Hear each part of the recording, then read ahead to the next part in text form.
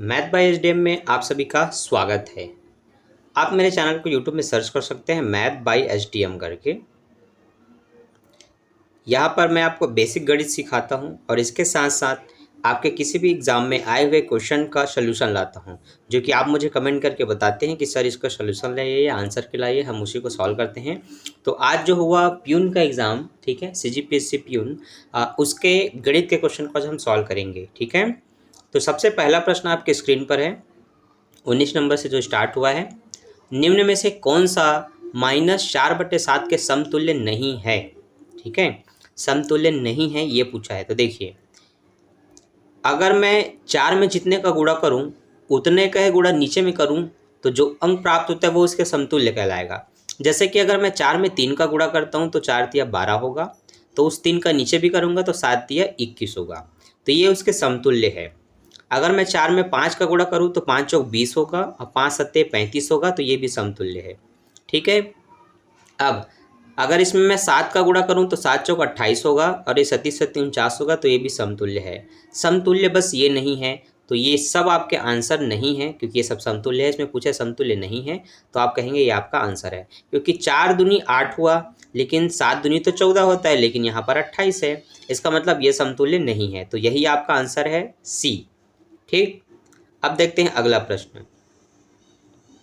अगला प्रश्न है, निम्न में से कौन सा छोटा निम्न में से सबसे छोटा कौन सा है? तो देखिए, सबसे छोटा पूछा है। यहाँ पर आप सिंपल तरीका ये है, दिए हुए प्रश्नों को भाग कर लीजिए। भाग करने के बाद जो आपको मिलेगा वही सबसे छोटा होता है। ठीक है, तो माइनस के बारे में कहा जाता है कि माइनस जितना बड़ा होता है अंक वो उतना ही छोटा होता है। ठीक है, तो सबसे बड़ा आंसर इसमें आने वाला है, क्योंकि इसमें सबसे बड़ी संख्या लिखी हुई है जो कि है 30। उसको आप 11 से काटेंगे तो 11 शून्य 30 के पढ़े में 11 नहीं आता, तो 30 शून्य शून्य, 11 का 11 उतरेगा, दशमलव के बाद 0 लगाएंगे। 30 दिया आपको 90 लिखना है, फिर 20 बचेगा, दशमलव लगाए तो आप 0 लगा लेंगे। 3 छक्के आपको 18 करना है, मतलब ये 180 होगा, फिर से 20 बचेगा। अब ये 20 बार बार जाते जाएगा 200 बन करके, तो ये आप ये निकालेंगे। अब आप सबका भाग दे करके देखिए, जिसमें सबसे बड़ा निकले वो आपका आंसर है, तो आपका आंसर इसमें सी है। ठीक है, अगला अगला प्रश्न देखते हैं। तो हमारा अगला प्रश्न है, -18 गुणित -1 प्लस 14 भागित 7। ये बोर्ड मास के नियम से बनता है, और बोर्ड मास का नियम कहता है कि सबसे पहले अगर ब्रैकेट है तो उसको सॉल्व करो, नहीं तो फिर आपको डिवाइडेशन वालों को सॉल्व करना होता है। ठीक है, तो सबसे पहले इसमें भाग वाला सॉल्व होगा, क्योंकि देखिए ब्रैकेट का मतलब पूरी एक संख्या से ब्रैकेट में होनी चाहिए, केवल एक एक अंक नहीं। तो ऐसा नहीं है, तो पहले इनको सॉल्व करेंगे। तो आप 14 को 7 से काटेंगे तो 7 दूनी 14, 2 आएगा। ठीक है, वो 2 रहेगा। अब भाग के बाद गुणा सॉल्व होता है, तो गुणा इनके बीच में, तो इनको सॉल्व करेंगे तो 18 कम 18, दोनों माइनस है तो +18 आएगा, और बीच में प्लस है इसलिए प्लस लगाएंगे, तो 18 और 2 20 होने वाला है। इसका मतलब आपका आंसर इसमें डी आएगा। ठीक है, अगला प्रश्न, 37 रुपये प्रति किलोग्राम की दर से 8.5 किलोग्राम का मूल्य ज्ञात कीजिए। सिंपल है बच्चों, देखो आप एक काम करो, 37 का गुणा 8 से कर दो, फिर क्या कर दो, 37 को 2 से भाग कर दो, क्योंकि जो भाग करोगे वो आधे का मूल्य होगा, तो 2 1 कम 2, 2 8 16, 1 बचा, 2 पंचे 10, 18.5। ठीक है, तो 0.5 वाला जो आंसर है वो आपका आंसर है, मतलब आंसर पहला। ठीक, आप पूरा भाग कर गुणा करके देख लो, आपका आंसर आ जाएगा। अगला प्रश्न देखते हैं। अगला प्रश्न है, एक व्यक्ति प्रति माह अपने वेतन का 12.5% बचाता है। यदि उसका वेतन 2500 है तो उसका प्रति माह का खर्च कितना होगा? ठीक है, देखिए, एक व्यक्ति प्रति माह अपने वेतन का 12% बचाता है। 12% बचाता है मतलब वो 88% खर्च कर देता है। यदि उसका वेतन, ठीक है, उनका इनकम दे दिया है, ठीक है, उनका वेतन 2500 है, तो उसकी प्रति माह की खर्च बताइए। ठीक है, तो देखिए वो सिर्फ 12% बचत करता है। तो आपको पहला काम तो ये है, 2 तरह का बना सकते हैं, इसका 12% आप इस तरह से निकाल लेंगे। ठीक है, तो 12 पंचे 60 के 0 हासिल है 6, 12 दूनी 24, 24 और 6 30। ठीक, ये क्या निकला, ये उसकी बचत निकला, लेकिन प्रश्न में क्या पूछा, खर्च पूछा है। आप 300 इसमें घटा दो, तो जो ये आपको बी वाला ऑप्शन दिख रहा है ये आपका आंसर है। ठीक, अगला प्रश्न देखते हैं। अभी हम कौन से नंबर पे थे? 23 नंबर पे थे। तो हमारा 24 नंबर का प्रश्न कोण वाला है। ठीक है, देखो बच्चों, यहाँ पर बोला गया है एक त्रिभुज के दो कोण 48 अंश और 73 अंश हैं, तब तीसरा कोण ज्ञात कीजिए। त्रिभुज के तीनों कोणों का योग होता है 180। जब किसी दो कोण का मान दे तो आप दोनों को जोड़ के जो आया उसको इसके साथ काट दो। काटने के बाद जो मिला वो आपका आंसर है। तो आप तुरंत 48 और 73 को जोड़ के देखिए। 8 3 11 की एक हासिल लाइए, 7 4 11 और ये 12 121 हो रहा है। तो अगर आप 180 में 121 घटाते हैं तो 10 में ये एक हासिल लेके 10 होगा, 10 में एक जाएगा 9 बचेगा। इसने एक दिया तो खुद 7 हो गया, 7 में से 2 जाएगा 5 बचेगा, एक से कट गया 59। ये आपका आंसर है डी। ठीक, उसी तरह से हम अगला देखते हैं। ए तथा बी, क्या बोला गया है? ए तथा बी के बीच 20 मिठाई 2:3 के अनुपात में बांटना है। देखिए ऐसे प्रश्न काफ़ी सरल होते हैं। मिठाइयों को बांटना है तो ये अनुपात का क्वेश्चन है। अब जो बच्चे कॉमर्स पढ़े होंगे उनके लिए आसानी से बन जाएगा। 20 मिठाई है जिसको 2:3 के अनुपात में बांटना है, तो सिर्फ बी को कितना दिया जाएगा? तो बी का अनुपात क्या है? 3, तो गुणित 3 लिखो। इनका योग लिखते हैं नीचे में, तो 3 और 2 टोटल 5 होंगे, तो नीचे आएगा 5। 5 एकम 5, 5 चौक 20, 4 तिया 12, तो आपका आंसर है 12। ठीक, अब यहाँ पर बोला है x square minus 5x plus 6 का अगर x का मान 3 रहा तो फिर मान क्या आएगा बताओ। ठीक है, तो देखो ऐसे प्रश्न में जो समीकरण दिया हुआ है ये 10वीं का गणित है। जहाँ जहाँ आपको x दिख रहा है वहाँ आपको 3 रख के बनाना है। तो जहाँ x की घात 2 है वहाँ आपको 3 की घात 2 लिखना है। जहाँ माइनस 5x लिखा है वहाँ -5 गुणित 3 लिखना है। जहाँ प्लस 6 है वो वहाँ पर प्लस 6 बिल्कुल वैसे लिखना है। 3 को 2 बार गुणा करेंगे तो 3 तिया 9 होता है, 5 तिया ये 15 होगा, प्लस 6 है, 9 प्लस में है, 6 भी प्लस में है, तो 9 6 जुड़ करके 15 हो जाएगा। 15 के साथ ये -15 कटेगा तो 0 आएगा। अतः आप कहेंगे आपका ए आंसर है 26 नंबर के प्रश्न का। ठीक है, अगला प्रश्न देखते हैं। एक स्कूटर का मूल्य 40,000 रुपये है। इस वर्ष उसके मूल्य में 20% की वृद्धि हो जाती है, तब स्कूटर का वर्तमान मूल्य ज्ञात कीजिए। सिंपल सी बात है, 40,000 रुपये में आप 20% ऐड कर दीजिए निकाल करके, तो 10% इसका 4,000 होगा, 20% इसका 8,000 होगा। 8,000 जोड़ने के बाद उसका आंसर होगा ये। ठीक, अगला -3 की घात 2 फिर -3 की घात 3 का मान क्या होगा? देखिए आपके आधार समान है तो उनके घात जुड़ते हैं, तो दोनों में -3 है तो एक बार लिखो, ये नियम है। अगर गुणा हो रहा है और आपके आधार समान है तो घातें जुड़ती हैं, तो ये इस तरह से जुड़ता है। तो 2 घात में 3 घात जुड़ेगा तो ये कितना हो जाएगा? 3 की घात 5 हो जाएगा। अब 3 को आपको 5 बार गुणा करना है इस तरह से। 3 को 5 बार गुणा करेंगे तो 3 तिया 9, 9 तिया 27, 27 तिया 81, 81 तिया 243। लेकिन याद रखो घात अगर एक विषम संख्या है तो इसका माइनस नहीं हटता, तो 243 में भी माइनस रहेगा। तो 243 दो जगह दिया है, लेकिन सही आंसर आपका डी है। ठीक है, चलिए आगे बढ़ते हैं। 29 नंबर का 29 नंबर के क्वेश्चन में मोहन की तनख्वाह में 10% वृद्धि हो जाती है, तब उसकी नई तनख्वाह 13,200 रुपये हो जाती, मतलब 13,200 रुपये है। तो मोहन की वास्तविक तनख्वाह कितनी होगी? ठीक है, तो देखो 10% वृद्धि हो जाती है तब उसकी नई तनख्वाह ये है, तो जो 10% वृद्धि होने के बाद आया था 10% आपको निकाल देना है। ठीक है, तो आप ये कर सकते हैं कि किसी भी अमाउंट में अगर 10% की वृद्धि हुई है तो आप ऐसे 100 करके 110 करके इसको उल्टा करके निकाल सकते हैं। ठीक है, उल्टा करके निकालेंगे तो 11 कम 11, 11 दूनी 22, 0 का 0 बचेगा, मतलब 12,000 आपका आंसर है सी। ठीक है, अब आते हैं हमारे 30 नंबर के प्रश्न में, जो कि शायद यहीं से है। हाँ ठीक, यहीं से ही है। चलो भाई आते हैं इस पे। राम के पास 4,250 रुपये हैं, उनसे 20% खर्च कर उसने 20% खर्च कर दिया, तो उसके पास कितने रुपए बचेंगे? तो यहाँ पर भी सिंपल प्रश्न है, इसका 20% निकाल दो और इसमें से घटा दो। तो इसका 20% कितना होगा? तो इसका 20% होगा 850। 850 घटाने के बाद जो आएगा वो आपका आंसर है, इसमें आप टिक लगाओ, घटाओ। चलो अगला देखो। एक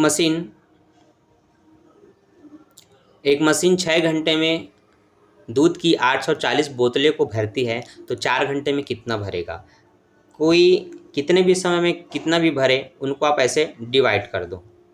ठीक है, 6 से, तो 6 कम 6, 2 बचा, 6 चौक 24 और 0। अब कितने घंटे में कितना भरेगा, तो 4 से गुणा कर दो, 14 चौक 56, 560, ये आपका आंसर है। ठीक है, या फिर उसको आप अनुपात में जमा करके भी बना सकते हैं। ठीक है बच्चों। अगला 32 नंबर का प्रश्न है। एक वर्ग की एक भुजा की लंबाई 2a+b है, तो उसकी परिधि का मान ज्ञात कीजिए। ठीक है, परिधि का मान पूछा है। यहाँ पर ये वाला प्रश्न हम छोड़ते हैं। ठीक है, बाकी देखते हैं आगे 32 नंबर का।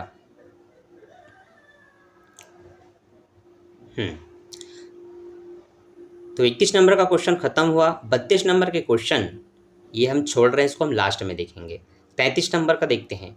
33 नंबर के प्रश्न में बोला गया है, एक ट्रक 20 मिनट में 16 किलोमीटर की दूरी तय करता है। यदि उसकी गति समान हो तो वह 4 घंटे में कितनी दूरी तय करेगा। तो देखो 20 मिनट में वो 16 घंटे तय करता है, 4 घंटे में कितना करेगा नहीं पता। तो 4 घंटे में 60 का गुणा कर दो और यहाँ पर मिनट के अनुपात में मिनट को जमा दो, फिर यहाँ पर दूरी के अनुपात में। ठीक है, तो जो किलोमीटर बताए जा रहे हैं उसके अनुपात में किलोमीटर को रखेंगे। तो जो 20 था उसका किलोमीटर 16 है और जो 4 घंटे उसका नहीं पता, तो वो x रहेगा। अब 20/6 चौक 24 ये बराबर यहाँ पर 16/x रहेगा। 0 से 0 कटा, 2 एक कम 2, 2 एक कम 2, 2 एक कम 2, मतलब 1/12 आया। ठीक है, अब यहाँ पर क्या होगा ध्यान दीजिए, 1 के साथ गुणा करेगा x और 16 के साथ गुणा करेगा 12। ठीक है, तो अब x का मान निकल जाएगा 16 दूनी 32, हासिल है 3, 16 एकम 16 और 3 19, 192। 192 आपका पहला आंसर है, तो ए आपका आंसर है। ठीक है, अगला पांचवा जो प्रश्न है, पांचवा प्रश्न उसमें कहा गया है 5x+3 बराबर 3x+7 हो तो x का मान बताओ। तो देखो एक x वाला एक संख्या के साथ जुड़ नहीं सकता, घट नहीं सकता, तो x को एक साथ करो, संख्या को एक साथ करो। तो 5x यही है, ये +3x इधर आके क्या होगा -3x होगा। तो 5x में 3x जाएगा, 2x बचेगा, +3 इधर आ क्या होगा -3 होगा। तो 7 में 3 घटाएंगे 4 आएगा, तो x बराबर 4/2, 2 से 2 कटेगा, 2 दूनी 4, तो x का मान है आपका 2। ठीक, ये समीकरण के ऊपर मैंने वीडियो बनाया था, XYZ का जोड़ना घटाना, जिसका लिंक डिस्क्रिप्शन में दिया हुआ है, उसको देख करके आप इस पे एकदम क्लियर हो सकते हैं, फिर ऐसे कोई भी प्रश्न आपसे नहीं छूटेगा। ठीक है, तो 34 नंबर का प्रश्न अटेंड करने के बाद हम आते हैं हमारे 35 नंबर के प्रश्न में। 35 नंबर के प्रश्न में देखिए 1/2 की घात 2 पूरे ब्रैकेट की घात 4 है। ऐसे प्रश्नों में घातों की घात का गुणा होता है। तो देखिए एक के पास कुछ घात नहीं है, अभी उसको वैसे रहने दो। 2 की घात 2 घात है और उसकी घात 4 है, तो घातों की घात का गुणा होता है। तो 4 दूनी कितना होगा बच्चों 8 होगा, तो आप इसको 2 की घात 8 लिख सकते हैं। अब देखो एक में तो उतना घात नहीं है, लेकिन अगर नीचे वाली संख्या में जो घात है वही घात आप इसमें लगा सकते हैं और ऐसे कॉमन निकाल सकते हैं एक बार इनको हटा करके। इसका मतलब 1/2 की घात 8 जो है वो आपका आंसर है, जो कि है डी वाला। तो डी वाला आपका आंसर है। ठीक है, अब देखते हैं 36 नंबर का प्रश्न। 36 नंबर का प्रश्न में 729 के वर्गमूल 729 का मान क्या होगा। अरे भाई बहुत सिंपल सी बात है, 27 को आप 2 बार गुणा करके देख लो, यही आपका आंसर है। अब 3/7 और 5/6 का मान क्या होगा। सिंपल सी बात है, जब जोड़ना है तो आप तिरिया गुणा करते हैं, तो 6 तिया 18, 5 सत्ते 35 और 7 छक्का 42। एक ये तरीका है, नहीं तो आप हर समान करके भी कर सकते हैं। अब इन दोनों को जोड़ना है। ठीक है, तो 35 में से 2 इसको दे दो तो ये 20 हो गया, 20 30 50, 50 में 3 जोड़ो 53/42। कहाँ पर सही है, बी वाला ऑप्शन है। ठीक, अब है दो संख्याओं का अंतर 3 है। इसको थोड़ा देखना पड़ेगा, थोड़ा लंबा बनेगा ये, लेकिन मैं कोशिश करूँगा छोटे से छोटे में बना के बताऊँ। दो संख्याओं का अंतर 3 है, मान लो वो दो संख्या x और y है जिसका अंतर 3 है। ठीक, उनके वर्गों का अंतर 45 है, तो उन दोनों में वर्ग लगा दो और घटाओ, क्योंकि उनका अंतर बोला है वर्गों का अंतर, तो ऐसे घात लगा दो। यहाँ पर आपको याद रखना है, सूत्र होता है अगर कोई चीज़ घात में है और माइनस हो रहा हो, घात 2 है और दोनों में माइनस हो रहा हो, तो एक बार उनको प्लस करके लिखते हैं और एक बार उनको माइनस करके लिखते हैं। ठीक है, डिटेल से बता रहा हूँ, ध्यान रखना। अब x माइनस वाई का मान 3 दिया है, तो आप यहाँ पर x माइनस वाई की जगह 3 रख सकते हैं, बराबर 45 रहेगा और यहाँ रहेगा x प्लस वाई। ठीक है, तो अब x प्लस वाई बराबर आप लिखेंगे 45/3, जो कि कट के आएगा 3 एकम 3, 3 पंचे 15, मतलब 15। ये समीकरण 2 है, ये समीकरण 1 है। दोनों समीकरण को आपस में जोड़ेंगे, तो जब जोड़ेंगे तब आपको देखो तुरंत आंसर मिलेगा। ठीक है, ये जोड़ने से ये क्या होगा, प्लस माइनस वाले जो y हैं वो कट जाएंगे, दोनों x जुड़ के 2x होगा, 15 और 3 18 होते हैं, 18 2 से कटेगा तो 9 आएगा। अतः आप कहेंगे इस प्रश्न में आपका आंसर 9 है, जो कि पहला है। ठीक, अब आते हैं 39 नंबर के प्रश्न में, जहाँ पर समुच्चय की बात की गई है। समुच्चय की बात की गई है तो यहाँ पर देखो ये एक सीरीज होती है, ये क्रम होता है जिसको नहीं बदलना होता। वैसे दूसरे में भी एक क्रम है, तो a को b से घटाने को बोला है, इसका मतलब ये है बच्चों कि इसकी पहली संख्या इसके पहली संख्या से घटेगी। तो 4 में अगर आप 5 घटाते हैं तो बड़ी संख्या 5 है और यहाँ माइनस है, तो आंसर में भी माइनस लगेगा। ठीक है, अगर 5 में 4 घटाते तो +1 आता, लेकिन 4 में 5 घटाओगे तो -1 आएगा। तो यहाँ 4 मतलब 4 में 5 घटा, ये -1 पहला आंसर। ठीक है, 5 में 7 घटेगा तो -2 दूसरा आंसर। अब 6 में 9 घटेगा तो -3 अगला आंसर। 7 में 11 घटेगा तो 4 बचेगा, ये आंसर। अब 8 किसी के साथ नहीं कटेगा तो 8 का 8 है, तो यही आपका आंसर है। बाकी किसी भी प्रश्न में इसका आंसर नहीं दिया है। ठीक है, ये हो गया 39। अब 40 वाला ऊपर में दिया है, आते हैं। देखो 40 वाला एकदम इजी है, इसको आप देख करके बता सकते हो।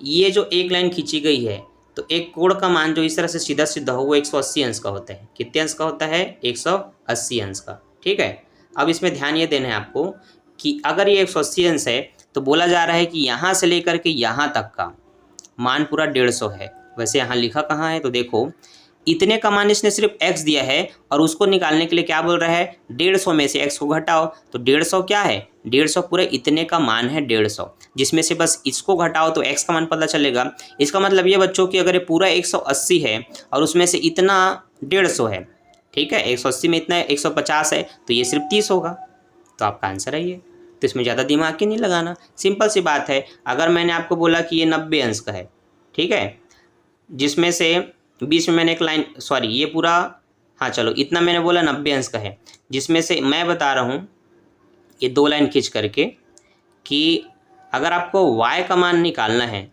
ठीक है, तो आपको 70 में से घटाना पड़ेगा। यहाँ पर मैं ऐसे दे रहा हूँ, इसका मतलब इतना तो 70 है, तभी तो मैं y को घटा रहा हूँ, तो फिर ये कितना हुआ, तो ये फिर 20 हुआ। उसी तरह से आपका आंसर है 30। ठीक है, काफ़ी सरल था। कुछ बच्चे इसको छोड़ दिए हैं क्योंकि ये सब हमें नहीं आता बोल करके, बहुत सरल है। डिटेल से जानना है तो जुड़ जाओ HDM अकेडमी में। यहाँ पर आपको बेसिक से कड़ी सिखाया जाता है, बेसिक से। -3/16 में क्या जोड़ें कि 11/24 प्राप्त हो। ठीक है, तो मान लो आपको नहीं पता उसमें आप क्या जोड़ेंगे, तो आप बोल दो उसमें x जोड़ने पर वो 11/24 प्राप्त होगा। यहाँ पर आप x बराबर इसको पक्षांतर करो, तो जो -3/16 है वो इधर आके क्या होगा, +3/16।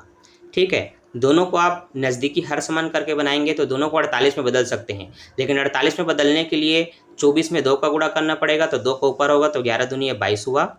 इसमें आप 3 का गुणा करेंगे, 16 × 48, तो 3 दिया ये 9 होगा। 9 और 22 ये होते हैं आपके 31/48, यही आपका आंसर है बी। ठीक, अब 42 नंबर का क्वेश्चन देखते हैं। यहाँ पर बोला गया है एक समकोण त्रिभुज में AC बराबर 400 और AB बराबर 300 है, तो BC का मान ज्ञात कीजिए। मान भी स्पष्ट रूप से दिया है। इसको हम लंब कहते हैं, इसको हम आधार बोलते हैं। कर्ण आपसे पूछा था, तो जब भी समकोण त्रिभुज में किसी भी 2 भुजा का मान दे करके तीसरी भुजा पूछे तो वहाँ पर आप पाइथागोरस प्रमेय लगा करके बनाते हैं। पाइथागोरस प्रमेय, जिसका मतलब होता है कर्ण का वर्ग बराबर लंब का वर्ग प्लस आधार का वर्ग। तो देखो लंब का मान दिया है 400, आधार का मान दिया है 300। तो आप 400 का अगर आप वर्गमूल निकालते हैं तो पहले आप 16 लिख दो, 4 चौक 16, और उसको 0 को 4 बार लगा दो। उसी तरह से इसका निकालना है तो 3 3 आप 9 लिखो और उसमें भी आप 4 0 लगा दो। तो कुल मिलाकर कितना हुआ, ये हुआ आपका 2,50,000। 2,50,000 को अगर आप अब आगे आंसर आना चाहते हैं तो इसमें जो घात थी 2 वो पक्षांतर होगा तो ये करनी में आएगा, और ये करनी में आएगा तो 25 को आप 5 की घात 2 लिख सकते हैं, और ये जो 1000 है उसको आप 100 की घात 2 लिख सकते हैं, और ये करनी है। करनी से करनी कटा, 5 एकम 5 0 का 0 मतलब 100 पंचे 500। अतः आप कहेंगे इस प्रश्न का आंसर 500 है, जो कि सी ऑप्शन है। ठीक है, तो यहाँ से प्रश्न होता है समाप्त। तो ये वीडियो कैसा लगा, ऐसे ही अपने एग्ज़ाम से जुड़े हुए सभी प्रश्नों के अगर हल पाना चाहते हैं तो जुड़ जाइए HDM अकेडमी में। मैथ बाय एसडीएम में, जहाँ पर बेसिक वीडियो अपलोड होती है जो जुड़ना घटाना गुणा भाग महत्तम समापवर्तक पर आधारित है। इसी तरह से एक प्रश्न और छूट गया था, 0.3 का प्रतिलोम गुणन प्रतिलोम पूछा है। तो देखो गुणन प्रतिलोम बोला है मतलब इसका उल्टा, तो उल्टा में ये होगा कि दशमलव इसका हटा दो तो ये 3 है, दशमलव के बाद एक अंक है तो नीचे में 1 0 और 1 लिखना है मतलब 10 लिखना है। ठीक है, तो ये इसका उल्टा पूछा है ना, तो इसका उल्टा ये होगा। ठीक है, तो ये आपका आंसर है। तो बस आज के लिए इतना ही, मैं मिलता हूँ नेक्स्ट वीडियो में नेक्स्ट टॉपिक के साथ। अभी के लिए बाय, थैंक्स फॉर वाचिंग। अगर आप इंग्लिश का भी जानना चाहते हैं तो मेरा ये एक चैनल है यूट्यूब में, इंग्लिश एजुकेशन, बिना स्पेस दिए इसको टाइप करके देखिए, सर्च करके। वहाँ पर मैं आपको इंग्लिश बेसिक से सिखा रहा हूँ, जिसमें ग्रामर रहेगा, जिसमें आपके किसी भी एग्जाम के ग्रामर आप बना सकते हैं। और आज मैं इसी एग्जाम में आने वाले इंग्लिश के सारे क्वेश्चन को सॉल्व करने वाला हूँ। ठीक है, तो ये वीडियो कैसा लगा कमेंट करके ज़रूर बताएं, और जितना हो सके अपने दोस्तों के साथ शेयर जरूर करें। मैं मिलता हूँ नेक्स्ट वीडियो में। अभी के लिए बाय, थैंक्स फॉर वॉचिंग।